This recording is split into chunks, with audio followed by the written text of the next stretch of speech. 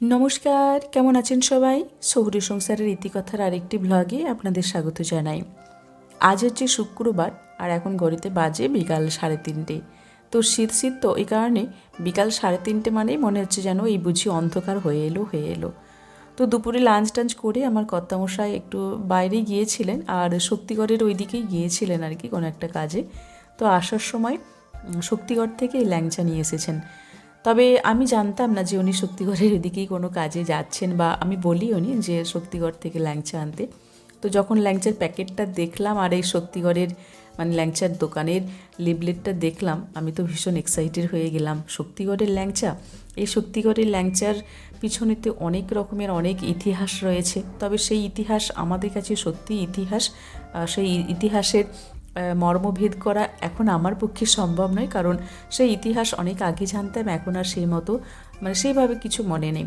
তো যাই হোক, ইতিহাস এখন ইতিহাসের পাতায় বন্দি থাক। আমি আপাতত একটু ল্যাংচা টেস্ট করে দেখব, কারণ অনেকটা দিন প্রায় বছর দেড়েকের মতো আমি সত্যিকারের ল্যাংচা খাইনি। কেননা ওই দিকে সেইভাবে তো যাওয়া আসা নেই, যে কারণ হয়তো কোনো কাজ পারপাসে গেলাম তখন হয়তো নিয়ে এলাম। আর এটাই স্বাভাবিক, যেহেতু মেন রাস্তার ধারে পড়ে শক্তিগড়টা, আর শক্তিগড়ে যে সমস্ত ল্যাংচা হাবগুলো রয়েছে সেগুলো তো একদম মেন রোডেরই গায়ে। তো প্রতিটা মানুষই কিন্তু যখন শক্তিগড় ক্রস করে কোথাও যান বা শক্তিগড় ক্রস করে বাড়ি ফেরেন আর কি, তখন কিন্তু প্রতিটা মানুষই তাদের বাড়ির জন্য কম বেশি নিজের সামর্থ্য অনুযায়ী কিছু না কিছু ল্যাংচা তো নিয়ে আসবেই। এটাই হচ্ছে তার একটা আভিজাত্য বা একটা গুণাবলী বলা যায়। তো মিষ্টি খেতে খেতে কর্তামশাই আমরা সবাই গল্প টল্প করছিলাম। তো এটা পার্সেলটা দুপুরের দিকে এসেছিলো, আমিও নানান কাজে ব্যস্ত ছিলাম বলে পার্সেলটা তখন খোলা হয়নি, আর কর্তামশাই দেখেননি। তো ভাবলাম যে ওনার সাথে ওনাকে মানে জিনিসগুলো দেখাই আর আপনাদের সঙ্গেও শেয়ার করি। সেই কারণে আমি একটু ছোট্ট করে ভিডিও বানিয়ে নিলাম। এটা ফ্লিপকার্ট অনলাইনে অর্ডার দিলে তো 4-5 দিন আগে তো আসেই না, কিছু কিছু জিনিস তো আরও 10-12 দিনের মতো সময় লাগে ডেলিভারি দিতে। তো আজকে এগুলো দিয়ে গেল। এগুলো তো দেখে বুঝতেই পারছেন, এগুলো সামান্য কিছু বিশেষ করে স্ন্যাক্স জাতীয় যখন কোনো খাবার আমি সার্ভ করব, বাড়ির জন্যই হোক বা বাড়িতে আগত কোনো অতিথিদের জন্যই হোক না কেন, এই জিনিসগুলো থাকলে খুব সুন্দর।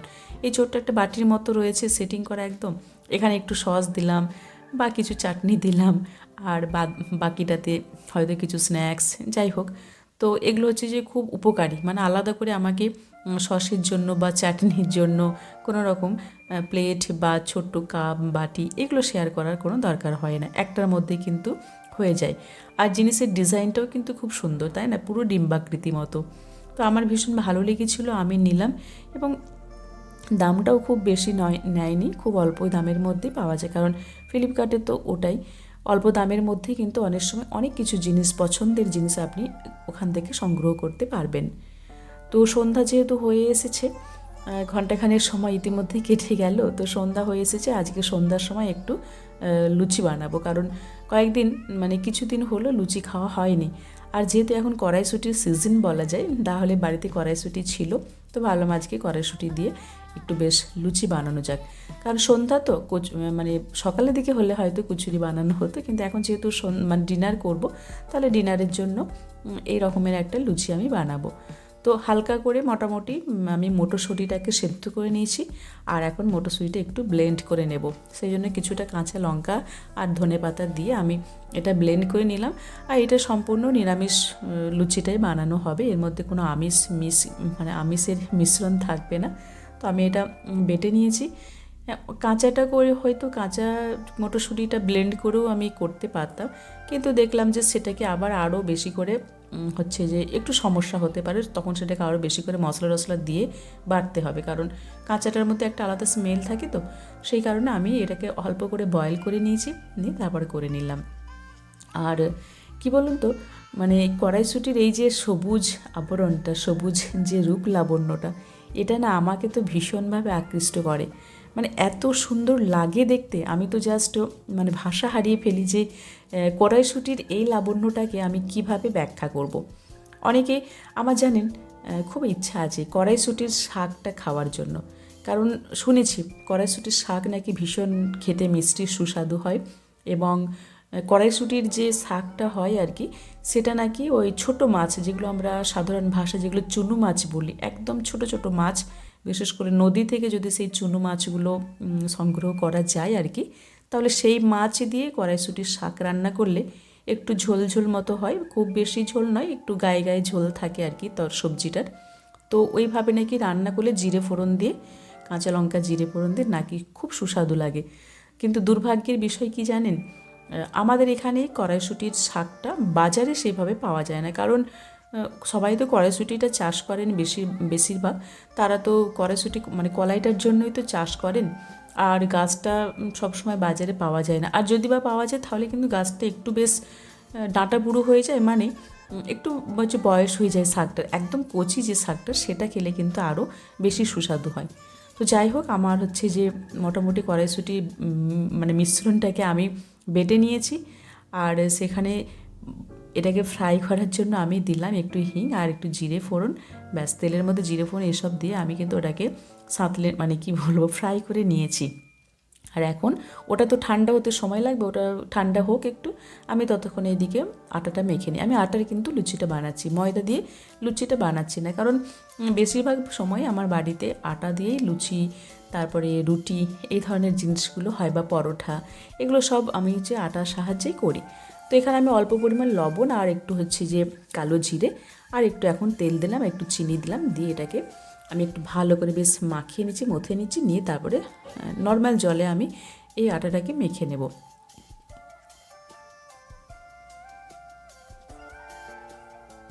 তো কড়াইশুঁটির কচুরি হবে, মানে কড়াইশুঁটি ঘরে থাকবে, বাজারে এখন উঠেছে, এখন সেটার সিজন। এই সময় তো কড়াইশুঁটিতে বিভিন্ন রকমের পদ রান্না করা যায়। আর লুচি হবে না, পরোটা হবে না, তা কি কখনো হয়? অবশ্যই হতে হবে। কারণ কি, শীতটা যখন শেষ হয়ে যাবে, বিশেষ করে সরস্বতী পুজো যখন শেষ হয়ে যাবে, মানে সরস্বতী পুজো হয়ে যাওয়ার পরেই কিন্তু এই কড়াইশুঁটি, কলাই, তারপর শাক, আলু, এগুলো কিন্তু বাজারে আর সেইভাবে দেখতে পাওয়া যাবে না। আবার তাদেরকে দেখার জন্য মনে হয় যেন একটি বছর অপেক্ষা করতে হবে। হ্যাঁ, হয়তো কম বেশি বাজারে থাকে, কিন্তু তখন না ওদেরকে আর ছোঁয়া যাবে না। কারণ ছোঁয়া যাবে না বলতে, ওদের তুল্যমূল্য তখন এত বেশি আকাশচুম্বী হয়ে যায় যে আমাদের মতো সাধারণ পরিবার সেই আকাশ গগনে পৌঁছাতে আর পারে না। তো যে কারণে কি হয়, কড়াইশুঁটিটা এই সময়ে অল্প অল্প দাম থাকে মোটামুটি। তাহলে এখন এই ধরনের নানান জিনিস তো করে খাওয়া যেতেই পারে, তাই নাকি?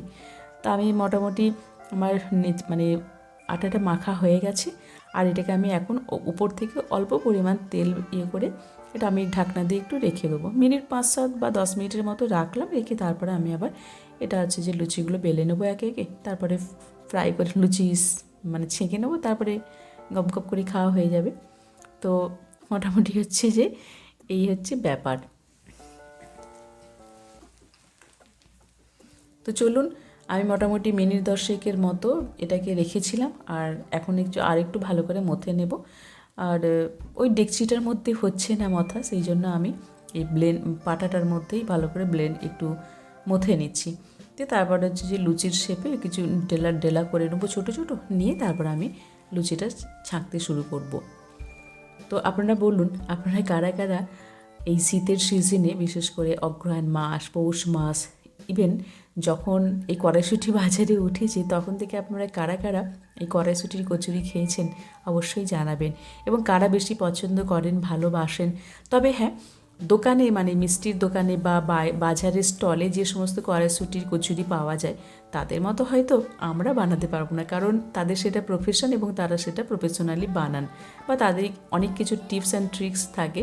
কিন্তু আমরা তো ঘরোয়াভাবে বানাই, তাই আমাদের অত টিপস অ্যান্ড ট্রিক্স থাকে না, এবং কোনো হয়তো গোপনীয় পদ্ধতিও জানা থাকে না, বা সেটাকে একটু মজবুত, একটু মুখরোচক, একটু সুস্বাদু বানানোর জন্য আমরা হয়তো সবটা জানি না। কিন্তু তবু আমরা নিজেদের মতো করেই করি, তবু সেটাও আমাদের কাছে ভালো, এবং বাড়ির সবাই খেয়ে সেটা প্রশংসাও করেন। তবে হ্যাঁ, কোথাও যেন একটা মনে হয় যে, নিজেদেরই মনে হয় কিছু কিছু সময় যে দোকানের মতো কেন করতে পারি না, দোকানের মতো ঘুগনি বানাতে পারি না।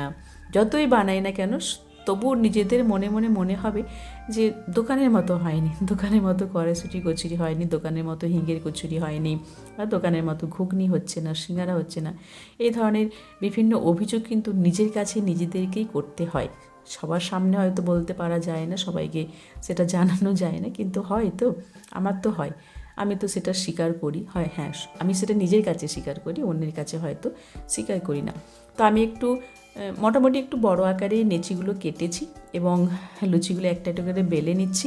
প্রথমে যে লুচিটা বেললাম সেটা পুরটা একটু সাইডে হয়ে গেছিলো, সেই কারণে সাইড থেকে মানে লুচির একদম কিনারার থেকে একদিকে একটু বেরিয়ে এসেছিলো। তো আমি সেটা আপনাদের সঙ্গে ভাগ করে নিয়েছি, আমি সেটাকে এডিট করে কখনো মুছে দিইনি। কারণ কিছু কিছু জিনিস কী হয় বলুন তো, আমরা তো সমস্ত জিনিসটাই বানাতে বানাতে শিখি, বা যখন আমরা কাগজে কলমে কাজটা করি তখন কিন্তু আমরা সেখান থেকে শিখি। তাই শিখতে গিয়ে কোনো লজ্জা নেই, আর শেখা, ওই যে কথাই বলে না, শেখা মার খাবার কোনো বয়স নেই আর শিক্ষার কোনো শেষ নেই। একদমই তাই। মানব জীবনটা এমনই যে মানুষ কিন্তু শৈশব থেকে প্রত্যেকটা মুহূর্তে, প্রত্যেকটা সেকেন্ডে, প্রতিটা দিন, প্রতিটা বছর, প্রতিটা ক্ষণ কিন্তু নানানভাবে নানান জিনিস শিখে যায়। সেখানে শিখতে পারলাম কতটা, বা আমি প্রথমেই অ্যাপ্রোপ্রিয়েট হতে পারলাম না, পারফেক্ট হতে পারলাম না, তার জন্য কিন্তু মন খারাপ করে কোনো লাভ নেই, বা লজ্জারও কিছু নেই, সংশয়েরও কিছু নেই। তো শীতের সময় তো এই ধরনের জিনিসগুলো তো থাকে, কিন্তু জানেন এই শীতটা ফুরিয়ে গেলে অন্যান্য বছরের অন্যান্য সময়গুলোতে না এই জিনিসগুলোর জন্য বড্ড মন খারাপ করে, মনটা কেমন যেন টান টান করে। কিন্তু কিছু মনে হয় সেই সময় যদি সারা বছরই এই জিনিসগুলো থাকতো তাহলে যখন মন চাইতো তখন খেতাম। তবে হ্যাঁ, এটাও সত্য যে বছরে একবার যাকে পাওয়া যায় আর কি, বা অনেক ভাগ্যক্রমে যাদেরকে একবার পাওয়া যায় তাদের প্রতি আকর্ষণ বা টানটা বা আত্মীয়তাটা হয়তো অনেক বেশি গাঢ় হয়। যে কারণে এই কড়াইশুঁটি যখন বছরে একবার পাওয়া যায় এবং বছরের অল্প একটা সময় পাওয়া যায়, তখনই কিন্তু এই কড়াইশুঁটির প্রতি আমাদের প্রেম ভালোবাসা একদম যেন উথলে ওঠে। তো আজকেও শীত, তাই অনেকবার তো এখন চলবে, মানে যতদিন শীত থাকবে, যতদিন কড়াইশুঁটি থাকবে, কড়াইশুঁটি দিয়েই নানান রকমের পরোটা, লুচি, কচুরি এ ধরনের জিনিস তো থাকবে। আর তরি তরকারির মধ্যে তো আছেই, একটু বাঁধাকপির তরকারি করুন, সেখানেও কড়াইশুঁটি, একটু ফুলকপির তরকারি করুন, সেখানেও কড়াইশুঁটি, একটু আলুর দম করুন, সেখানেও কিন্তু কড়াইশুঁটি আনাগোনা লেগেই থাকে, তাই নয় কি? একটু আপনি যখন 5 রকমের সবজি টবজি দিয়ে যখন একটু ডাল বানাবেন, মুগের ডাল, তখনও কিন্তু এই কড়াইশুঁটির সেখানে দাপট থাকে। তো যাই হোক, আমার লুচিগুলো দেখলাম মোটামুটি বেশ ভালোই ফুলেছে। হ্যাঁ, তো আমি একে একে সমস্ত লুচিগুলো আমি ছেঁকে নিলাম। তো দেখা যাক স্বাদটা কীরকম হয়, মোটামুটি সবই দিয়েছিলাম। তো যাই হোক, আমি মোটামুটি সমস্ত লুচি আমার ছাঁকা হয়ে গেছে। এবার কি বলুন তো, এই লুচি জিনিসটা এমনই যে একটু গরম গরম আপনি না খেতে পারলে তাহলে কিন্তু এর স্বাদ আর থাকবে না। আর দুপুরে হচ্ছে আমাদের বাড়িতে আজকে একটু মাটন হয়েছিল, যে কারণে দুপুরের মাটন ছিল। তো রাত্রের দিকে এই কড়াইশুঁটির লুচি আর মাটন, আর কর্তামশাই যেহেতু ওই যে বললাম বিকালের দিকে শক্তিগড় থেকে ল্যাংচা এনেছিলেন, তাহলে সেই ল্যাংচা তো আছেই। তাহলে এখন সেই ল্যাংচার সঙ্গে এই কড়াইশুঁটির কচুরি আর মাটন, এগুলো তো জাস্ট ফাটাফাটি হয়ে যাবে, তাই নয় কি? তো যাই হোক বন্ধুরা, আজকের ভিডিওটি আমি এখানেই শেষ করলাম। দেখা হবে আগামীকাল আরও একটি নতুন ভিডিওতে।